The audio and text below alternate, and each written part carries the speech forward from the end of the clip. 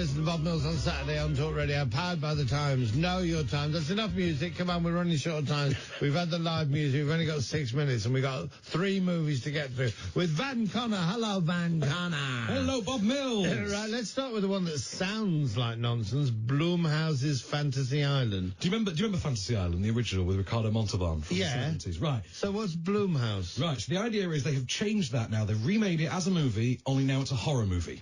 And they have to put the Blumhouses, presumably because it's some sort of contractual thing. So even if when you go and sit down in the cinema, the BBFC ratings card pops up at the beginning, and it says Blumhouse's Fantasy Island, which is a shorthand way of saying, not your grandma's Fantasy Island, the new cool one for the cool kids who like horror movies. And basically, same premise as it's always been. Bunch of strangers turn up to Fantasy Island. You know, they're contest winners in this case. They used to have to pay 50 grand, but, you know, times have changed. They turn up, they're contest winners. They turn up to Fantasy Island. You know, they fill in a one-page questionnaire each, whatever their wildest fantasy is. And Mr. Rourke, the mysterious man in white who runs the island, played here by Michael Pena, will make it come true. I've got a clip for you of him explaining the rules of this new Blumhouse Fantasy Island.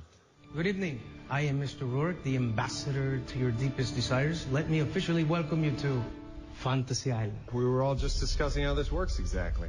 You will know soon enough, and I promise you will not be disappointed. The island has 2 rules. There is only 1 fantasy per guest, and 2, you must see your fantasy through to its natural conclusion, no matter what. Well, why wouldn't we? Because fantasies rarely play out as you or I might expect, but they always play out exactly as they should. Not even you know how they're gonna go? Only the island knows. I am but its humble steward. Yeah. It's so basically it's formulaic. Don't blame me. It's formulaic. It is daft as all hell. The story makes next to no sense whatsoever. There's a big reveal in this that, you know, they drop it and you're meant to be shocked, but mostly you just sit there scratching your head going, how would that? Why would you waste the? It's the Star Wars problem. What if the Empire could? If the Emperor could simply build all the evil Star Destroyers at the end of Rise of Skywalker, why didn't you just do that to begin with? Why did he bother running for Senate and all that nonsense? You know, skip to the end, as Edgar Wright's sort of wing would say. That's the kind of thing you think.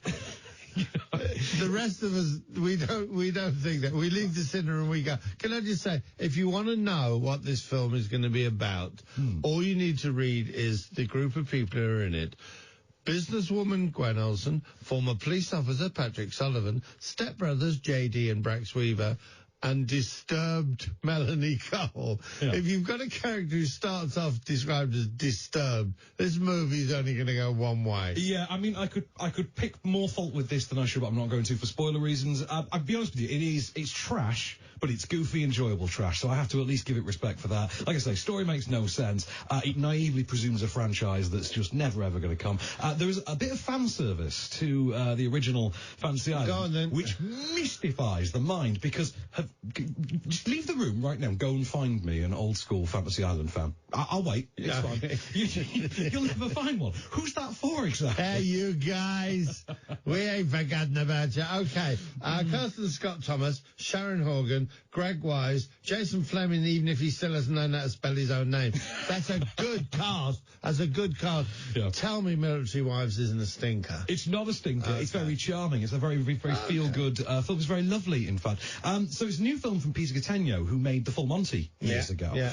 Did you ever see the BBC show The Choir? Yes, I know all about the military. I've worked with the military. This is that story. This is how they... their partners away served in Afghanistan. The guy comes around, they decide to sing. Exactly. They also serve who only sit and wait, and they decide to do something with that rather than just sit and wait. And they become a global phenomenon. It's Fisherman's Friends was the last one. It was, wasn't it? But how charming was Fisherman's Friends? Yes, it's charming. These films are always lovely, aren't they? They're like being just having a nice big warm blanket wrapped around you and cuddled. And that's exactly what this feels like. Kristen Scott Thomas doing comedy, which she doesn't really ever do. I can't remember her seeing her in something this kind of, this broad, as it were. It's winning performance from Sharon Horgan as well, who I love from Catastrophe. They have good chemistry together. The script's got a couple of really good little zingy moments in it. Jason Fleming steals every scene he's in. And you know what? You might get a bit misty-eyed, towards the end. It gets moving, I'm not a heartless man. Okay, well, we'll give it the benefit of the doubt if you go and see it. Now, you got a minute and a half. Onwards. Onwards, new movie from Pixar. So again, prepared to get a bit misty-eyed. So this is kind of like Zootopia. Zootopia was, what if the world was run by, anthropomorphized animals? This is what if the modern world existed and magic had once been a thing, but then technology took over. So wizards just couldn't be bothered. They invented light bulbs instead, but they still had the ability to wave a magic wand. That kind of a world. Yeah. Into this mix, you've got two brothers, Ian and Barley. Ian is Tom Holland. He's just turning 16. You've got Barley, who's Chris Pratt. They have, on Ian's 16th birthday, they get given a magic staff that their dad left behind. He died when they were children, and they use this to bring him back for one day so they can say their goodbyes. But the spell goes horribly wrong, and in a comic concept... No! Yeah, exactly, and in a comic concept I'm sure you will love, he is brought back only up to the waist. So he's literally half a man, and they have 24 hours to go on a quest to retrieve a mythical gem that will allow them to complete the spell and say their goodbyes. So it's effectively... Hang on, they've got how long? 24 hours. To get the rest of his body? To get the gem that will... spend 24 hours with him? Well, they've got 24 hours within... they take 23 Risk hours. Risk and reward, it doesn't work. It's not worth it. If they take 23 hours, they're only going to get 1 hour left, but you think, well, there's only half of him, but we've only got him for a day. We'll just make the most of it. I know. Can he speak? Can he talk? Well, of course he can't. He's literally a bum, a pair of legs and some shoes.